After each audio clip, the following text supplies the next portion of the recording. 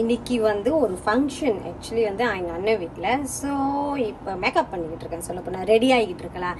நான் எப்போதும் ஹெவியாக எதுவும் செஞ்சுக்க மாட்டேன். ஸோ முடி கேர்ள் வந்து ஏதோ எனக்கு தெரிஞ்ச அளவு வீட்லேயே செஞ்சுக்கிட்டேன். அதுக்கப்புறம் that's it. So final look wait பண்ணுங்க, நான் காட்டுறேன் எப்படி இருக்கேன் அப்படின்னு.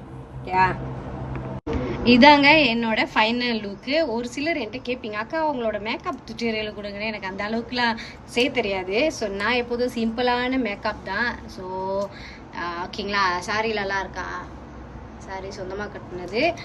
அதுக்கப்புறம் இந்த மாதிரி சும்மா டச்அப் பண்ணிக்க வேண்டியதான். என்கிட்ட கேர்லாம் கிடையாது. நான் அந்த அளவுக்கு போய் கடையில் போயிட்டு ப்ரைடல்லாம் இல்லை, அதெல்லாம் செய்ய மாட்டேன் நான். ஓகேங்களா, டைமும் இல்லை பிள்ளைங்களை வச்சுக்கிட்டு.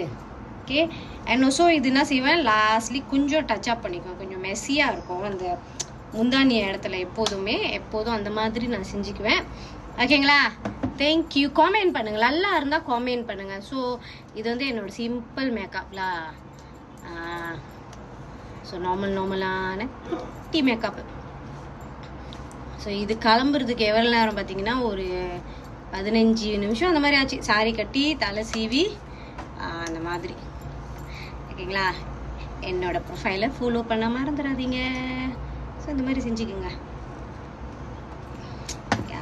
Simple and nice. தேங்க்யூ.